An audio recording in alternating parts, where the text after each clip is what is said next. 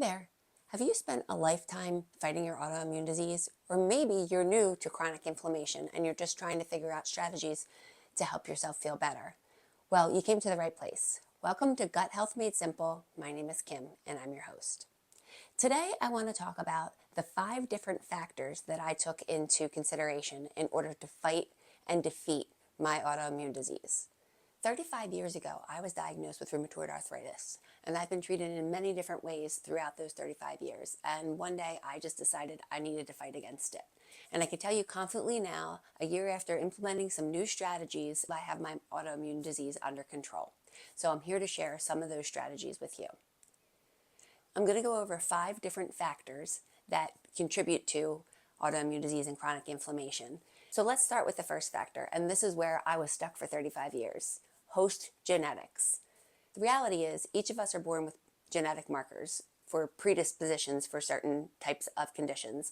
My genetic marker just happened to serve me a predisposition for autoimmune disease.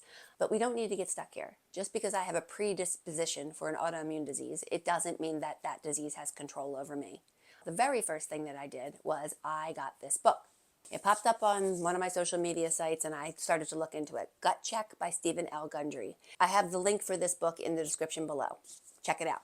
Prior to reading this book, I never thought that anything that I ate or drank would have an impact on my autoimmune disease.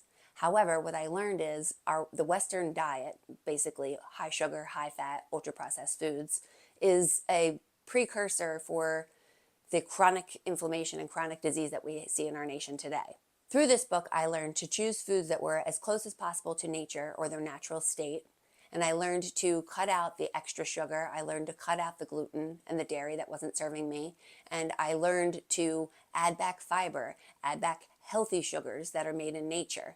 You can check out my videos on what I keep in my pantry and what I keep in my fridge to give you an idea of the anti-inflammatory diet that I now enjoy. But diet isn't the only factor that we have to look at in order to manage our autoimmune disease or our chronic inflammation. Movement is another really big factor. In addition to the Western diet, we also have moved toward a sedentary lifestyle over the last 200, 300 years since the Industrial Revolution. And with the digital revolution, we've even become more sedentary and are spending much more time indoors. With this in mind, it's really important for us to change our mindset about movement and about exercise. Change the thought process from I have to exercise to I get to exercise. And movement doesn't always have to mean exercise. It could just simply mean going out and taking a walk. These are the things that we want to make sure that we're doing and enjoying every day, because the more we move, the better motility and the better our gut is going to react. In addition to diet and exercise, we have to take into account how we manage our stress. We know that there's a two-way communication between our digestion and what goes on in our brains. Therefore, every time we feel stress, it's going to affect our digestion and our gut. Every time we are having issues with our gut, it's going to cause us to feel more stressed. So how do we break this cycle? You can do deep breathing. Simply just taking the time to pay attention to your breaths. Consider embracing nature. This doesn't mean that you have to go on a 5-mile hike. Look at the sunset. Look at the sunrise. Listen to the birds in the trees. Simply spending time in something that's larger than you is going to automatically help you reduce that stress. And another great way to help reduce stress is to give gratitude. Think about the things that you're thankful for. We each have stress that we have to deal with. However, if we prioritize thinking about the things that we're grateful for and over the things that cause us stress, we're going to find that our days are going to run more smoothly and we're going to feel a little bit less of that pressure. So if you're feeling motivated by these first couple factors, please give a like below.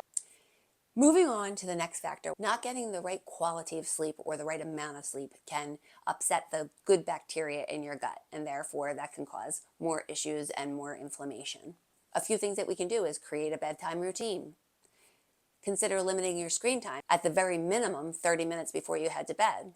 And implement good practices for all the other factors, your diet, your exercise, your stress management. And that's going to help you sleep a little bit better. If you like these tips, head to the comments below. Let me know which one you're going to work on first.